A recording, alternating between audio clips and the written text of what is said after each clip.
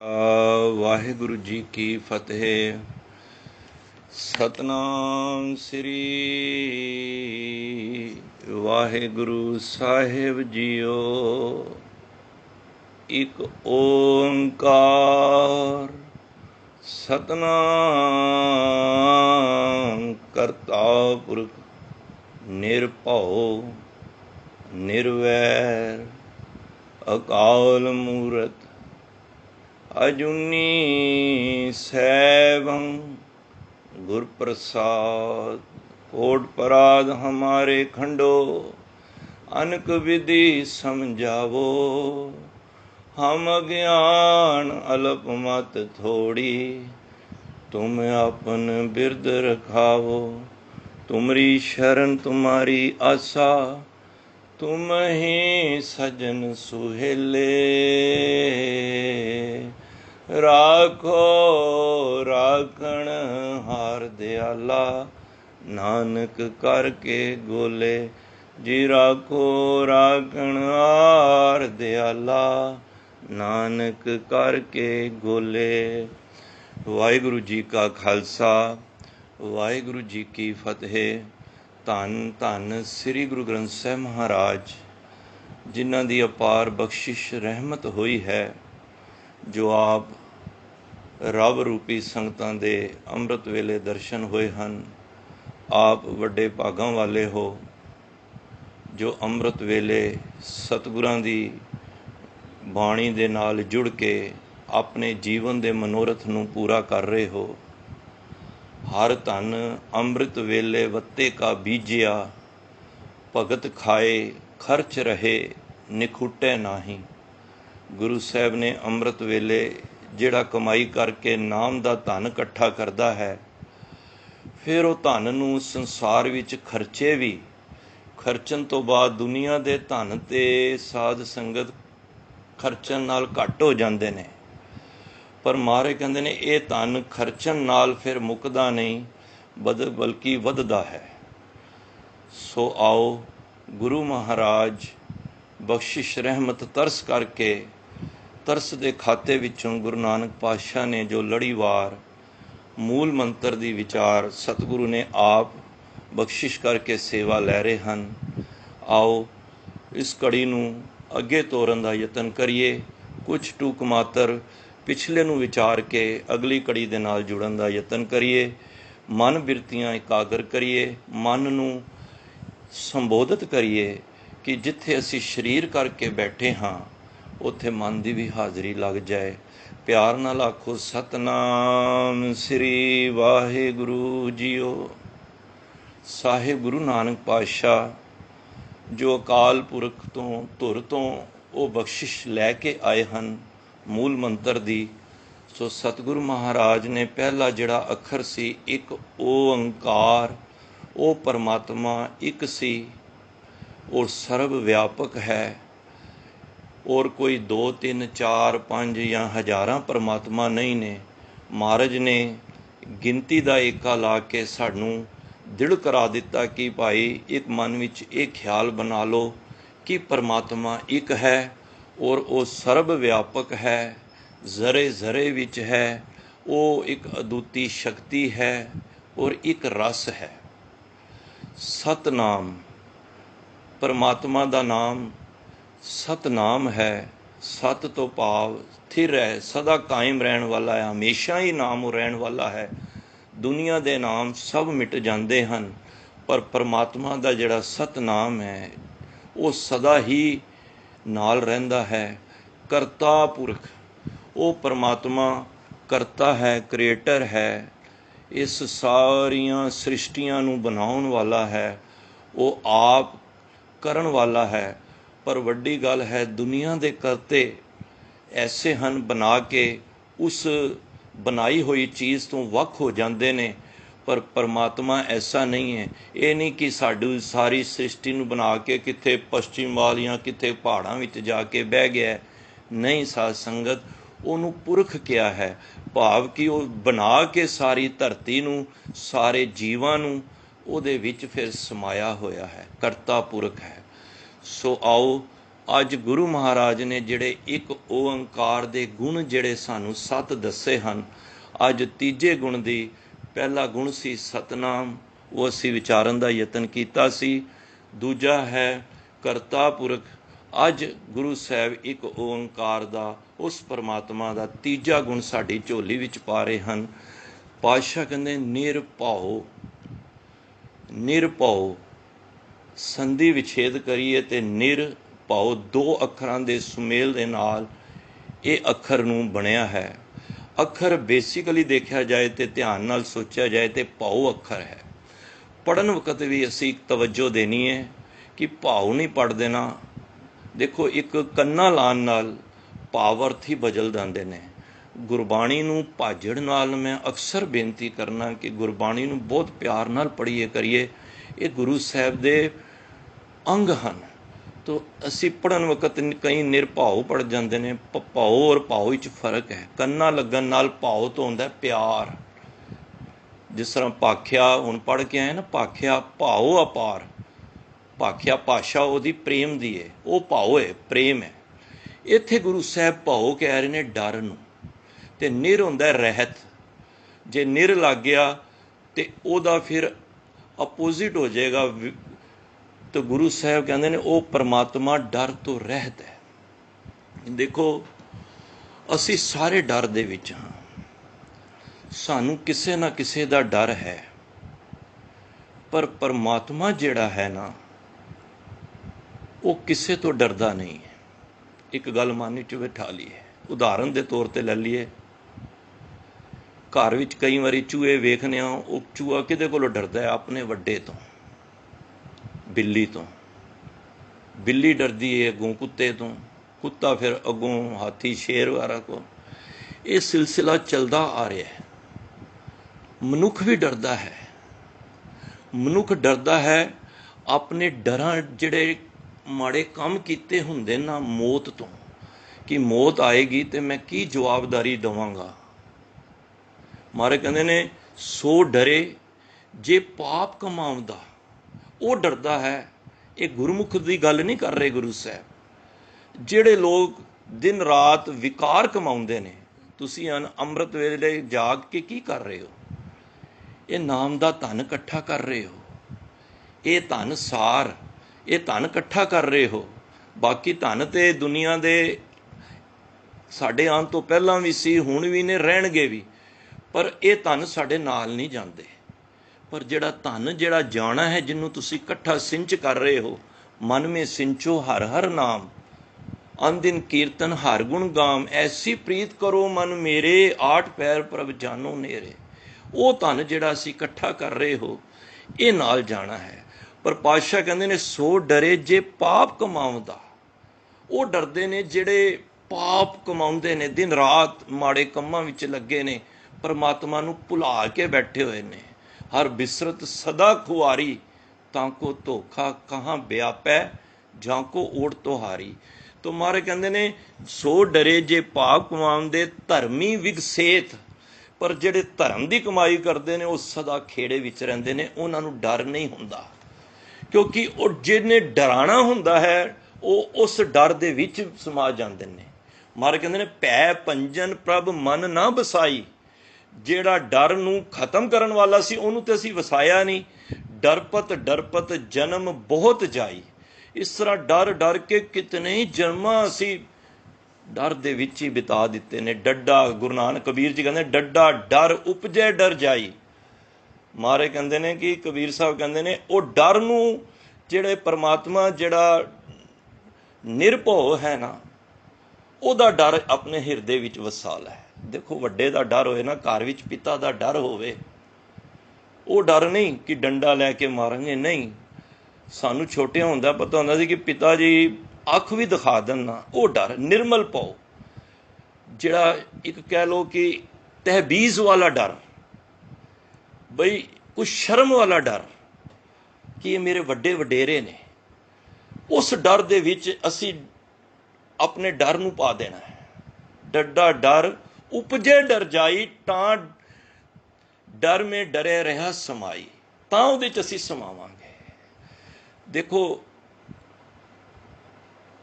रब एक ऐसा है जिहड़ा डरदा नहीं है। डरदा किहदे कोले बंदा? डर वास्ते दूजा बंदा चाहिए ना, कोई दूजा बंदा होएगा तो डरेगा। परमात्मा के सामने कोई है ही नहीं। परमात्मा तां ही निरभय है ना क्योंकि उन्होंने किसी का डर ही नहीं है। क्योंकि ਉਹਦੇ जिन्ना कोई होएगा या उस तो वड्डा होएगा तां ही डर होएगा ना। देखो सानू डर किहदे कोल? छोटियां कोल कोई डर नहीं हुंदा। सानू अपने तो वड्डियां तो डर लगदा है। एवड ऊंचा होवे कोई, इन्ना ऊंचा कोई होएगा तो परमात्मा नू डर लगेगा। परमात्मा दा पहली गल तो सानी कोई है ही नहीं है। डरदा तो वो है जिहदा कोई सानी होवे, उहदे मुकाबले दा कोई होवे, पर परमात्मा दा कोई सानी नहीं है। परमात्मा नू डर ही नहीं है किसी का, क्योंकि ना उन्होंने यह डर है।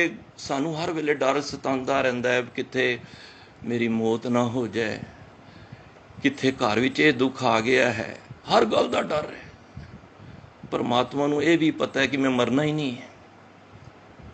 सानू मौत का डर है ना, पता नहीं कद आके जम लै जाणगे, पर परमात्मा नू डर नहीं जे, उन्हें मरना ही नहीं। मरदा वो वे जिन्हें जन्म लिया हुंदा है। देखो असीं सारियां ने जन्म लिया है मां दी कुख दे विचों। कबीर साहब ने कहा सी ना, जो तू ब्राह्मणी ब्राह्मण जाया तो आन बाढ़ काए नहीं आया। तू दस किहड़ी थां है? तू कोई वखरा थोड़ी आया, ब्राह्मण बन गया है उच्ची जात दा, तू वखरा थोड़ा आया। असीं सारे मां दी कुख दे, मां दे उदर दे विचों आए हैं। और एक सृष्टि का सिद्धांत है, जिहड़ा भी पैदा होया है उन्हें मरना ही है। पर कमाल की गल है, परमात्मा ना वो मरे ना होवे सोग। उन्हें मरना ही नहीं तो सोग कादा? उन्होंने मरन का भी डर नहीं है, क्योंकि वो मां की कुख दे विचों नहीं आया। परमात्मा जिहड़ा है वो किसे तो बनिया नहीं। जे वो जम्मिया हुंदा तो फिर उसदी मौत भी लाजमी सी। हुण जिहड़ा मां दे कुख तो आएगा, क्योंकि जिन्नी सृष्टि है ना ये चार खाणियां राही आई है।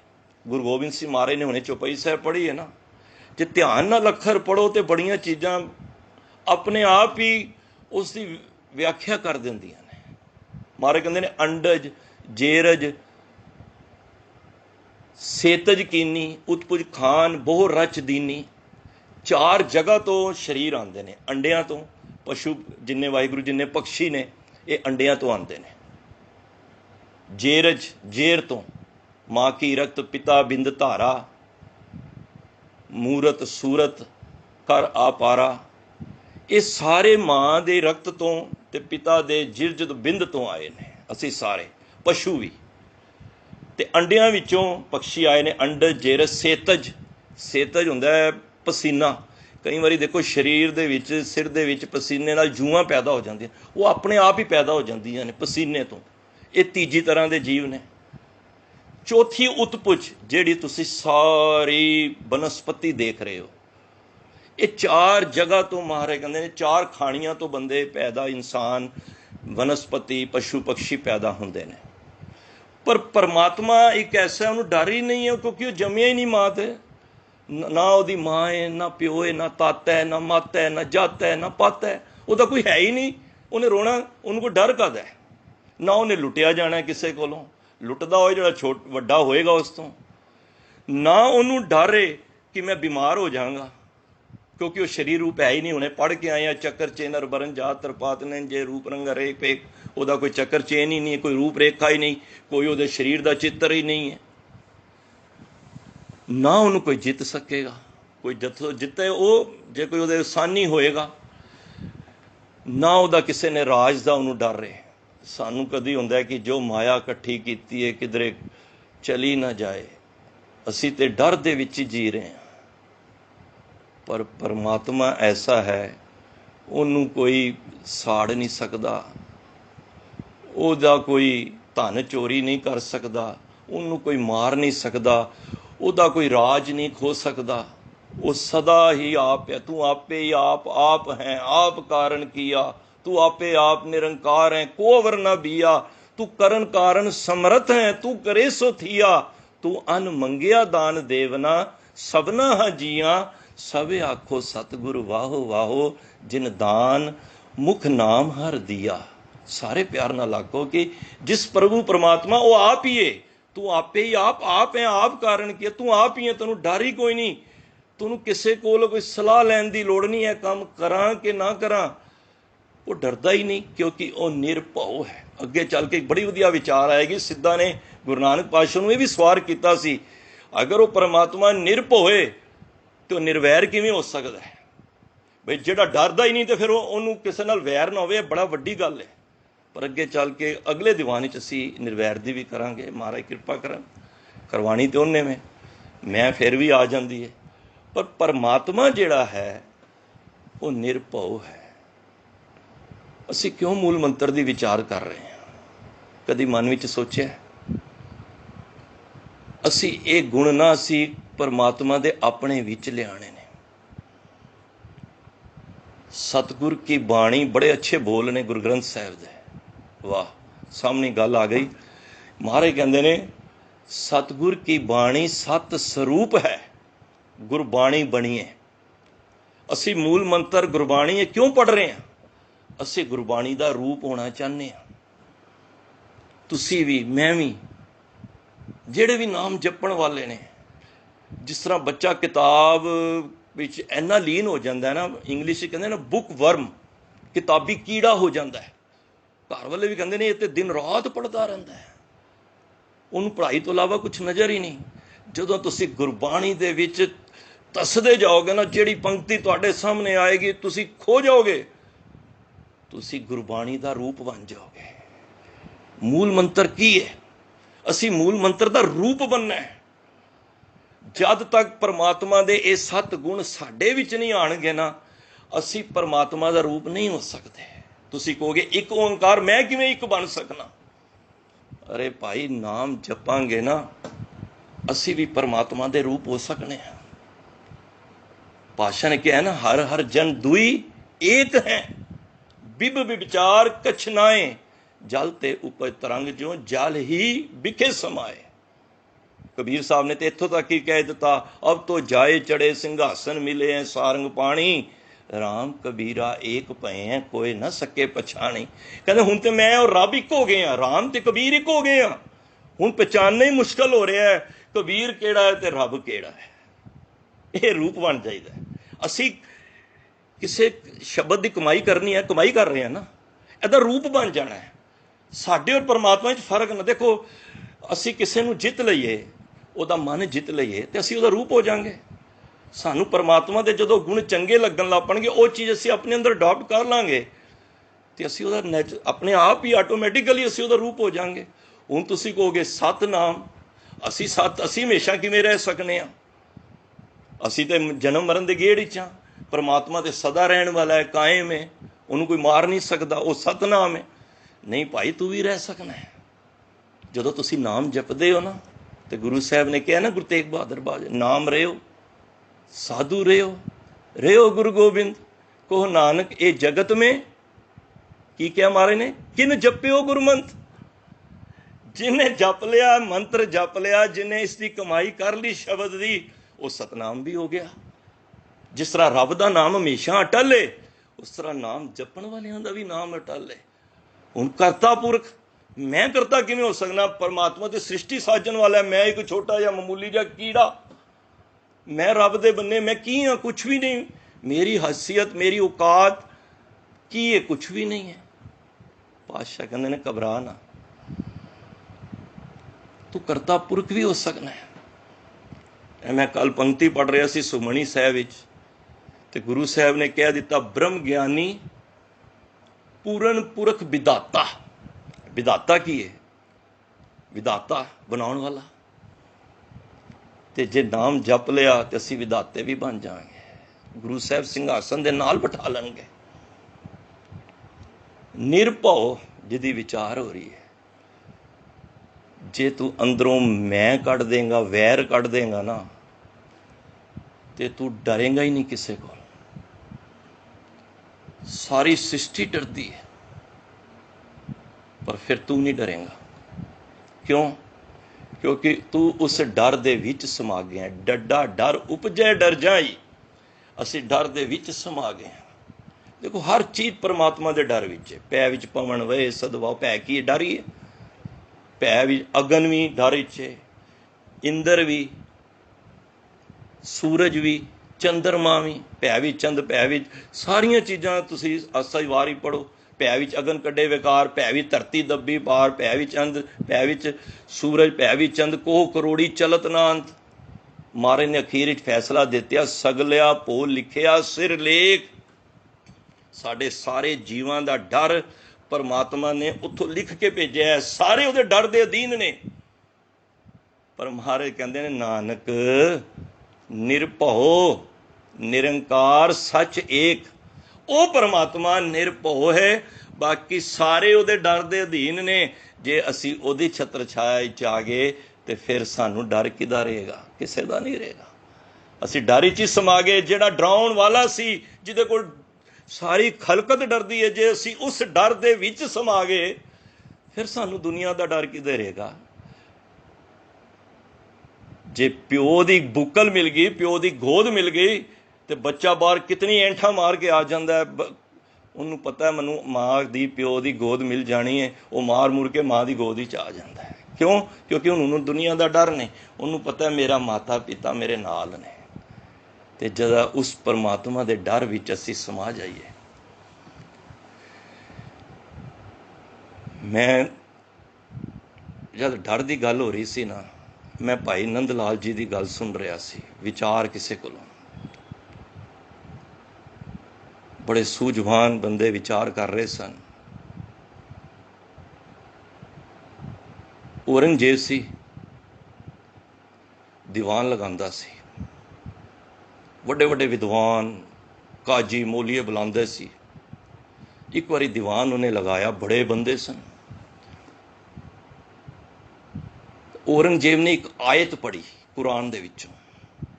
आयत पढ़ी ते कहा जी ये अर्थ करो। बड़े बुद्धिवान विद्वान बैठे सन, काजी बैठे सन, सब ने वारी वारी उस आयत का अर्थ करने शुरू किए, पर समझ नहीं आई। औरंगजेब नूं उन्होंने कहा भी, औरंगजेब ने कहा जो तुसी दस्या सारिया ने, पर मेरी तसल्ली नहीं है। इत्थों पता लगता है कि औरंगजेब धर्मी भी सी, जिहड़ा कुरान की पूरी नॉलेज रखता सी। भरी सभा दे विच पुत्र बैठा सी, बहादुर शाह खड़ा हो गया, कहने लगा पिता जी इस कुरान की आयत दे अर्थ मैं करांगा। पिता हस पिया, पता सी मेरा पुत्र है, कितनी काबलियत है, वड्डे वड्डे विद्वान इसके अर्थ नहीं कर पाए, ये कित्थों करेगा। कहंदा पिता श्री मनु सिर्फ एक हफ्ते का समा दो, मैं तुहानूं इहदे अर्थ करके देना। गया वापस, ते ज्यों ही गया पढ़दा सी नंद लाल जी को। विद्वान सन, अरबी दे, फारसी दे, संस्कृत दे, उर्दू दे। उन्हां कोलों हम उमर सी, उन्हां कोलों विद्या लैंदा सी। उन्हें कुरान की आयत सुनाई नंद लाल जी नूं, ते नंद लाल जी ने वो खूबसूरत अर्थ किए ते सुन के बड़ा खुश होया। हफ्ते का समा सी, जाके चला गया। जद भरी सभा दे विच वो अर्थ किए ते सिंघासन तो खड़ा हो गया औरंगजेब। कहता है मेरा पुत्र कर नहीं सकता। समझ सी अपने पुत्र का सब नूं पता होंदा है कि कितनी को नलैक है, कि कितना बुद्धिमान है। कहता सच्चो सच्ची दस ये अर्थ किने कीते ने। कहता जिहदे कोलों मैं दुनियावी विद्या लैना ना, वो की नाम है उहदा? नंद लाल। हिंदू है? हाँ। कहता इन्ना विद्वान हो के ते साडे राज सभा दे विच जाके उन्होंने कह दे या तो मुसलमान बन जा, तो या तेरा कतल कर दिता जाएगा।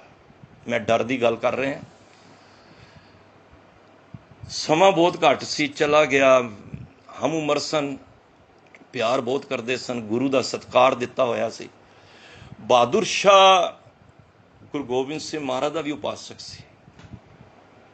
राज दो भी कई बारी गुरु साहब ने उन्होंने वापस दवाया सी। गुरु घर की कदर करता सी। ते जदों गया तो मूँह लटकिया होया, ते नंद लाल सोच रहे सी कि ਗਿਆ ਤੇ ਬੜੀ ਖੁਸ਼ੀ ਨਾਲ ਏ। जब कोल पहुंचिया तो नंद लाल जी ने पूछा की गल आयत के अर्थ नहीं किते? कहते ने कीते ने। की राजा खुश होया? कहते बहुत खुश होया, पर तेरा चेहरा क्यों उतारा है? कहता जी उन्हें फिर सारी गल दसी कि वो कहता हिंदू ते हिंदू नूं मैं रहन नहीं देना। डर गए नंद लाल जी। डर तो आई जाता, मौत का पैगाम जिन्हों सुना दिता जाए। हर बंदा धर्म का पक्का होंदा है। उहदी घर वाली गुरु घर नूं मनदी सी ते उन्हें कहा घबरा ना, मैं तेनों एक घोड़ा देना वा। बहादुर शाह कहता हवा तो तेज दौड़ेगा ते उहदे उत्ते तू चला जा। कहता जिथे भी जावांगा तेरे प्यो का राज है तो मैं तो मारिया जावांगा, हुण मेरी मौत लाजमी है, निश्चित है। नंद लाल जी घबरा गए, डर गए। ते बहादुर शाह कहता एक जगह ऐसी है कलगियां वाले दी आनंदपुर साहब जिहड़ी तेरी डर की रक्षा भी करेगी, तेरे धर्म की भी, तेरे जान की भी रक्षा करेगी। देखो अगर इस गल का ज्ञान सानू आ जाए। बिठाया घोड़े ते, घोड़ा हवा तो तेज दौड़ के कलगीवार दे द्वारे पहुंच गया। महाराज को लाया, अपना दुखड़ा सुनाया। महाराज ने थापड़ा दिता, नंद लाल जी घबराओ ना, ना तुहाडी जान नूं कुछ होवेगा ते ना तुहाडे धर्म नूं खतरा होया। बड़ी तसल्ली मिल गई, विचार हुई, बड़ा खुश होया। सेवा करता रहा। कुछ दिन बाद महाराज ने कहंदा मेरी सेवा लाओ। महाराज कहंदे ने नंद लाल जी तुसीं एक ते सवेरे अमृत वेले जाग्या करो, दीवान विच आया करो, कीर्तन सुनिया करो, विचारां गुरु साहब उपदेश करते ने सुनिया करो। बड़ा खुश होया, मेरी सेवा लगी है। तो महाराज ने दूजा बचन किया बई भांडियां की सेवा करिया करो। महाराज ये गल उन्होंने ना थोड़ी जी विद्वान सी।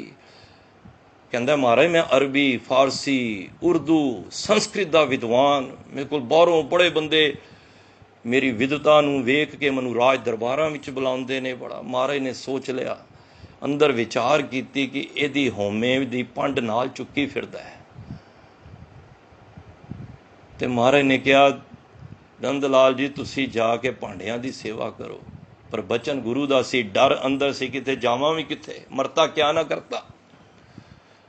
गुरु साहब दे दीवान विच आरंभता होवे, कीर्तन सुने। जद पहला दिन सी, भांडियां वाल जावे शर्म आवे विद्वान। पर जद उत्थे पहुंचिया भांडियां दे सेवा करन वास्ते, वेख्या कि बड़े बड़े विद्वान जिहड़े जानदे सन उन्होंने और माया पक्षों भी बड़े उच्चे सन, वो उस तो पहला सेवा कर रहे सन। तुसी भी गुरुद्वारियां विच जाओ, अरबां करोड़ापति साडे रिलेटिव ने, कई रजौरी गार्डन रहिंदे ने। मैं सारी उम्र का देखना, मर्सडी गड्डियां रखियां ने, पर झाड़ू रखे ने। वो सवेरे 1:30-2 बजे निकलते हैं तो सारे बंगला साहब, सीसगंज, रकाबगंज इतिहासिक गुरुद्वारां दियां लैटरिन साफ करके आते हैं। और अज दी नहीं, मैं सारी उम्र दे वेखदा पिया। गुरु साहब ने यह साडे विच गुण पाया है कि सेवा करनी है तो उस टाइम अपनी मैं नूं थले रख के करनी है, ओहदे नूं थले, अपनी परबतां नूं नीचे रख के गुरु घर आओ नीवें हो के। तां ही सिखां दा मन नीवा मत उच्ची। हुण सेवा कर रहे, सेवा करते करते जिथे भांडे मांज रहे ना, उत्थे मन भी मांज रहा है। मन ही तो मांजना है गुरु ने। गुरु हंकार ही तो तोड़ना चाहता है। कई बार बहुत ज्ञान होंदा भी, बाबा नंद सिंह जी कहते सन ज्ञानी तो ठीक है, अत दा ज्ञानी नहीं चंगा। जिहदा ज्ञान सिर ते चढ़ जाए ना, वो फिर भगती नहीं कर सकता। वो हर गल विच किंतु परंतु करेगा। जिस तरह सिद्ध करते, सिद्धां नूं ज्ञान घट सी पर किंतु परंतु सी। जितने सवाल सिद्धां ने कीते ने, इतने कोई सज्जन ठग ने, वली कंधारी ने, दीपालपुर दे कोड़ी ने किसी ने नहीं कीते होने, कोडे राकश ने भी नहीं कीते।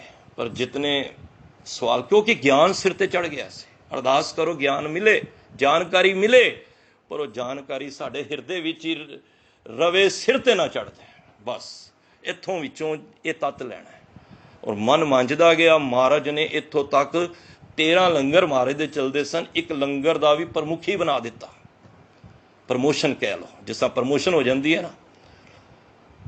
ਹੁਣ ਸੇਵਾ ਕਰ ਰਿਹਾ ਹੈ। ਗੁਰੂ ਸਾਹਿਬ ਉੱਠੇ ਇੱਕ ਦਿਨ ਰਾਤ ਨੂੰ,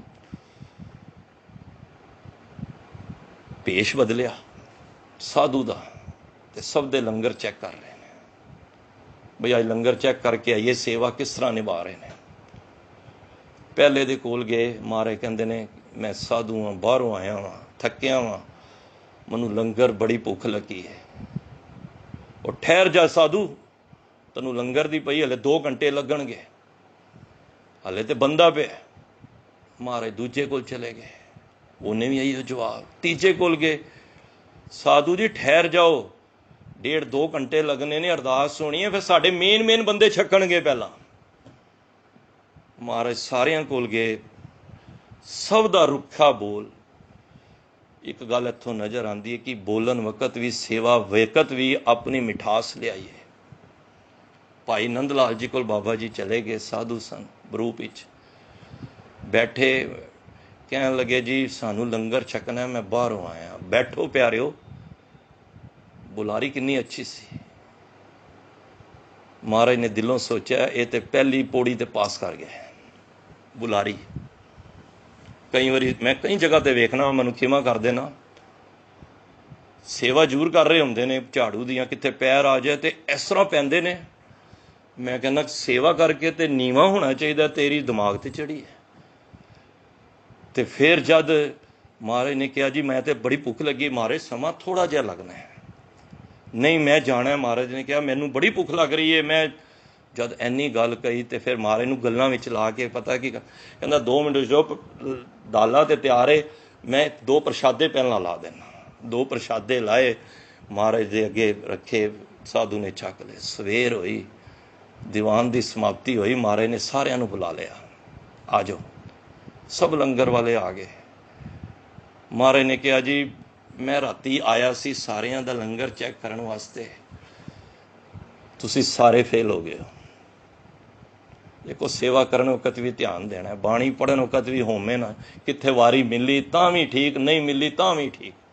ਜੇ ਅਸੀਂ ਹਲੇ ਤੱਕ 2-2 ਸਾਲ, 1.5-1.5 ਸਾਲ ਤੋਂ, ਅਗਰ ਮਹੀਨੇ 'ਚ 8-10 ਸਾਲਾਂ ਤੋਂ ਬਾਣੀ ਪੜ੍ਹ ਰਹੇ ਹਾਂ, ਜੇ ਅਸੀਂ ਇਹੀ ਸੋਚ ਕਰ ਰਹੇ ਹਾਂ ਕਿ ਮੇਰੀ ਨੰਬਰ ਆ ਗਿਆ, ਨਹੀਂ ਆਇਆ ਤੇ ਮੈਂ ਨਾਰਾਜ਼ ਹੋ ਗਿਆ, ਸਮਝ ਲੈਣਾ ਬਾਣੀ ਹਿਰਦੇ 'ਚ ਨਹੀਂ ਗਈ, ਮੈਨੂੰ ਖਿਮਾ ਕਰ ਦੇਣਾ, ਉਹਦੇ 'ਚ ਮੈਂ ਵੀ ਹਾਂ। ਮਿਲ ਗਈ ਤਾਂ ਵੀ ਠੀਕ, ਨਹੀਂ ਮਿਲੀ, ਜਿਸ ਦਿਨ ਮਨ ਵਿੱਚ ਆ ਰਹੀ ਹੈ, ਇਹਦਾ ਮਤਲਬ ਕਿ ਬਾਣੀ ਹਲੇ ਅਸੀਂ ਸੁਣਾਉਣ ਵਿੱਚ ਹੀ ਬੈਠੇ ਹਾਂ। ਤੇ ਉਸ ਵੇਲੇ ਗੁਰੂ ਸਾਹਿਬ ਕਹਿੰਦੇ ਨੇ, ਨੰਦ ਲਾਲ ਜੀ ਪਿੱਛੇ ਕਿਉਂ ਖੜੇ ਹੋ, ਅੱਗੇ ਆਓ, ਤੁਸੀਂ ਪਾਸ ਹੋ ਗਏ। ਮਹਾਰਾਜ ਨੇ ਜਦ ਇਹ ਗੱਲ ਕਹੀ, ਅਥਰੂ ਆ ਗਏ ਅੱਖਾਂ ਵਿੱਚੋਂ। ਪਹਿਲੇ ਔਰ ਹੁਣ 'ਚ ਫਰਕ ਸੀ। ਪਹਿਲਾਂ ਕਹਿੰਦੇ ਮੈਂ ਵਿਦਵਾਨ, ਮੈਂ, ਲੇਕਿਨ ਜਦੋਂ ਬੰਦਾ ਸੇਵਾ ਕਰਦਾ ਨਾ, ਉਦੋਂ ਮਨ ਵੀ ਮਾਂਜਿਆ ਜਾਂਦਾ ਹੈ। ਕਹਿੰਦਾ ਮਹਾਰਾਜ ਮੈਂ ਕੌਣ ਹੁੰਦਾ? ਕਹਿੰਦਾ ਨਹੀਂ, ਇੱਕ ਤੇ ਤੂੰ ਬੋਲਿਆ ਬੜਾ ਅੱਛਾ ਹੈ ਸੇਵਾ ਕਰਦੇ, ਔਰ ਇੱਕ ਤੂੰ ਜੋ ਪਿਆਰ ਵਿੱਚ ਜੋ ਥੋੜ੍ਹਾ ਜਿਹਾ ਵੀ ਸਮਾਂ ਲਾਇਆ, ਤੂੰ ਇਸ ਤਰ੍ਹਾਂ ਗੱਲਾਂ ਵਿੱਚ ਲਾ ਕੇ ਮੈਨੂੰ ਪ੍ਰਸ਼ਾਦਾ ਦਿੱਤਾ, ਮੈਂ ਤ੍ਰਿਪਤ ਹੋ ਗਿਆ। ਮੰਗ ਲੈ ਅੱਜ ਕੀ ਮੰਗਣਾ ਹੈ। ਦੇਖੋ ਜਦੋਂ ਗੁਰੂ ਕਵੇ ਨਾ, ਅਸੀਂ ਤੇ ਰੋਜ਼ ਮੰਗਨੇ ਆ ਨਾ, ਆਪਣੀ ਲਿਸਟਾਂ ਲੈ ਕੇ ਜਾਂਦੇ ਆ, ਇੱਕ ਬਾਣੀ ਪੜ੍ਹਨੇ ਆ ਤੇ ਰੋਜ਼ ਮੰਗਨੇ ਆ ਨਾ। ਕਦੀ ਗੁਰੂ ਕਵੇ ਕਿ ਮੰਗ ਲੈ ਤੇ ਕਿੰਨੀ ਵੱਡੀ ਗੱਲ ਹੋਏਗੀ। ਉਹ ਵੀ ਗੁਰੂ ਗੋਬਿੰਦ ਸਿੰਘ ਮਹਾਰਾਜ ਕਹਿੰਦਾ, ਮਹਾਰਾਜ ਸਾਡੇ ਵਰਗਾ ਹੋਏ ਅਸੀਂ ਕੀ ਮੰਗਾਂਗੇ, ਲਿਸਟ, ਇਹ ਮਕਾਨ, ਇਹ ਵੀ ਦੇਖੋ। ਕਹਿੰਦਾ ਮਹਾਰਾਜ ਤਰੁੱਠੇ ਹੋ ਨਾ, ਦੀਦਾਰ ਬਖਸ਼। ਮਹਾਰਾਜ ਕਹਿੰਦੇ ਨੇ ਉਹ ਤੇ ਮੈਂ ਬਖਸ਼ ਹੀ ਰਿਹਾ, ਦੀਦਾਰ ਤੇ ਤੈਨੂੰ ਮਿਲ ਰਹੇ ਨੇ। ਕਹਿੰਦੇ ਨਹੀਂ ਮਹਾਰਾਜ ਦੀਦਾਰ ਬਖਸ਼। ਕਹਿੰਦੇ ਦੀਦਾਰ ਕਾਹਦੇ ਮਹਾਰਾਜ? ਮਹਾਰਾਜ ਮੈਨੂੰ ਹਰ ਵੇਲੇ, ਹਰ ਵਿੱਚੋਂ ਗੁਰੂ ਗੋਬਿੰਦ ਸਿੰਘ ਮਹਾਰਾਜ ਤੁਸੀਂ ਨਜ਼ਰ ਆਵੋ। ਮੈਨੂੰ ਇੱਕ ਸਾਧੂ ਵਿੱਚੋਂ ਵੀ, ਮੈਨੂੰ ਇੱਕ ਭਿਖਾਰੀ ਵਿੱਚੋਂ ਵੀ, ਮੈਨੂੰ ਦੁਨੀਆ ਦੀ ਇਹ ਸੰਸਾਰ ਤੋਂ, ਇਹ ਵੀ ਸੰਸਾਰ ਤੁਮ ਦੇਖਦੇ ਹਰ ਕਾ ਰੂਪ ਹੈ। ਇਹ ਜਿੰਨਾ ਸੰਸਾਰ ਤੁਸੀਂ ਦੇਖਦੇ ਹੋ ਹਰੀ ਦਾ ਰੂਪ ਹੈ, ਮੈਨੂੰ ਹਰੀ ਦਾ ਰੂਪ ਨਜ਼ਰ ਆਏ। ਜੇ ਅਸੀਂ ਮਾੜਾ ਚਸ਼ਮਾ ਲਾ ਲਾਂਗੇ ਨਾ, ਕਾਲਾ ਚਸ਼ਮਾ ਭੈੜੀ ਨਜ਼ਰ ਦਾ, ਤੇ ਸਾਨੂੰ ਸੰਸਾਰ ਭੈੜਾ ਨਜ਼ਰ ਆਏਗਾ, ਮੈਨੂੰ ਖਿਮਾ ਕਰ ਦੇਣਾ। ਤੇ ਜੇ ਚੰਗੀ ਨਜ਼ਰ ਦਾ ਚਸ਼ਮਾ ਲਾ ਲਾਂਗੇ ਨਾ, ਤੇ ਸਾਨੂੰ ਰੱਬ ਪੜੋਸੀ ਵਿੱਚੋਂ ਵੀ, ਆਪਣੇ ਕੰਪੀਟੀਟਰ ਵਿੱਚੋਂ ਵੀ ਰੱਬ ਨਜ਼ਰ ਆਏਗਾ। ਕਹਿੰਦਾ ਮੈਨੂੰ ਦੀਦਾਰ ਬਖਸ਼। ਮਹਾਰਾਜ ਨੇ ਕਿਹਾ ਜਾ ਤੇਰੀ ਹਰ ਤਰਫ ਤੈਨੂੰ, ਜਿਸ ਤਰ੍ਹਾਂ ਭਾਈ ਕਨਈਆ ਜੀ ਦੀ ਬਿਰਤੀ ਸੀ, महाराज कहते ने तू होर मंग। देखो दूजी वारी कहते महाराज तुठे हो ते बंदगी बख्श। महाराज ने समझिया कोई दुनियावी गल मंगेगा, साढ़े वर्गा भी होवे कि असी एक दो जगीरा मंग लीए। कहता बंदगी बख्श। महाराज ने कहा जा तेरे श्वास श्वास बंदगी। महाराज कहते तीजा फिर कहते ने मंग ले। नंद लाल अज त्रुठिया तीजी वार। कहता महाराज जे त्रुठे हो तो मिलाप भी बख्श दो। ये हुण जन्म मरण का गेड़। महाराज ने अखां विच ओहदे हंझू सन। महाराज कहते सारा कुछ ते तू मंग ले, कोई चीज तू छड्डी नहीं। ते पता की कहंदा अगों, महाराज ले लो। कोई कहेगा इस तरह, कोई कहेगा यह गुरु का प्रेम है। महाराज कह रहे ने मंग लै, ते तू सारा कुछ तो मंग लिया। ते पता की कहंदा, कहंदा है महाराज ले लो फिर। ते महाराज पता की कहंदे ने, महाराज मैं की लैवां। महाराज कहंदे मैं की ले ला तेरे तो। महाराज कहंदे जे लैन की देंगा तू। कहंदा मेरे औगण ले लो, मेरी विकारां दी पंड ले लो, मेरी मैं ले लो। क्योंकि जद तक मैं वे ना, गुरु साहब भी कहंदे ने होम हुआ खुदा हुआ। जदों हो मर गई तो खुदा आपे ही तेरे अंदर आ जाना है ते अंदर ही है। पर जद तक खुदा तेरे अंदर तद तक नहीं प्रगट होएगा। खुदा तो सब दे अंदर है। जद तक तेरी मैं दी परत किव सचियारा होई है कि कूड़े टुटे पार। ये किवें पंध टुटे। महाराज कहंदे ने ये चीज़ां, कहंदा मेरा जन्म मरण कट दो, मेरी मैं कट दो, ये ले लो। महाराज ने गलवकड़ी ले लिया। ओहो भाई नंद लाल जी ने किन्ना भागां वाला होएगा। तो महाराज कहंदे ने गलवकड़ी लैन तो बाद फिर मंग लै। मैं कहना धन है गुरु गोबिंद सिंह महाराज। कहंदा की महाराज। फिर एक गल है, जद मेरा श्वास छड्डा, मेरी जिहड़ी चिता दे विच जिहड़ी राख बनेगी ना, राख, उस वेले हवा नूं कह देना कि इस तरह की हवा चलाए तुहाडे द्वारे वाल जावे, जिथे जिथे तुहाडे नाम जपण वाले अमृत वेले प्रेमी तुहाडे चरण उत्थों लंघ रहे होण, तुहाडे द्वार वाल जाण दे, उत्थे उत्थे मेरी राख इत्थे फैला देना। ये मंगिया। साडे वर्गा होवे ते असीं की मंगीए? एक कोठी दे दो, वड्डी कार दे दो, पोतरा दे दो। ये चीज़ां आपे आ जाणगियां। महाराज ने कहा ले लै, सब कुछ ले लै, तैनूं सब कुछ मिलिया। अपनी लिखतां दे दित्तियां। एक लिखत भेजी महाराज नूं, लिख के दित्ती, ते वो लिखत सी बंदगीनामा। महाराज ने पढ़िया। महाराज कहंदे ने नहीं। महाराज ने आप क्या, ये बंदगीनामा नहीं है नंदलाल, ये जिंदगीनामा है। साइन करते महाराज ने। महाराज ने कहा जा नंदलाल, जिथे गुरु ग्रंथ साहिब जी की बाणी का कीर्तन होंदा है, पाठ होंदा है, भाई गुरदास जी दियां वारां कभी सवैये पढ़े जाते हैं, उत्थे तेरियां भी गज़लां, तेरी भी रचनावां नूं पढ़िया जाएगा। देखो एक डर ने कित्थों पहुंचा दिता गुरु दे कोल। अज जड़ियां पढ़ते हो ना, शाहे शहनशाह गुरु गोबिंद सिंह, नासरो मंसूर गुरु गोबिंद सिंह, उन्हें गुरु साहब ने इतना मान दे दिता कि उन्हां दी बाणी नूं इतनी मतलब कि इतना उत्ते करके, जिथे गुरु अज देखो हरमंदर साहब विच भाई नंद लाल जी की बाणी पढ़ी जाती है, पढ़ी जाती है ना। एक दे सदके, सेवा सिमरन दे सदके, आपा गुआण दे सदके। जदों कहंदे ने खालसे नूं महाराज ने इसे करके, खालसा खुद खसम, महाराज कहंदे ने खालसा ते खुद ही परमात्मा बन गया। मैं रूप ही उहिओ दे दिता है। हुण खालसे और परमात्मा च फर्क ही कोई नहीं रह गया। ते जद इतनियां बख्शिशां मिल गईयां ते संगतां ने कहा भाई नंद लाल जी तुसी तर गए आके। तुहानूं देखो पहलां की सी, पहलां कहंदे सन मैं विद्वान हाँ, मैं अरबी दा, मैं फारसी दा, मैं उर्दू दा, मैं संस्कृत दा। पर जब संगत ने कहा ਤੁਹਾਡੀ ਬਾਣੀ ਨੂੰ ਪ੍ਰਮਾਣਿਤ ਕਰਵਾ ਦਿੱਤਾ ਮਹਾਰਾਜ ਨੇ, ਔਰ ਇਤਨੀ ਤੁਹਾਡੀ ਬਾਣੀ ਦਾ ਮਾਣ ਕੀਤਾ ਹੈ, ਤੇ ਤੁਸੀਂ ਤੇ ਬੜੇ ਭਾਗਾਂ ਵਾਲੇ ਹੋ। ਮਹਾਰਾਜ ਕਹਿੰਦੇ ਨੇ, ਭਾਈ ਨੰਦ ਲਾਲ ਜੀ ਕਹਿੰਦੇ, ਨਹੀਂ ਸੰਗਤ ਜੀ, ਮੈਂ ਗੁਰੂ ਗੋਬਿੰਦ ਸਿੰਘ ਮਹਾਰਾਜ ਦਾ ਕੁੱਤਾ ਵਾਂ, ਕੁੱਤਾ।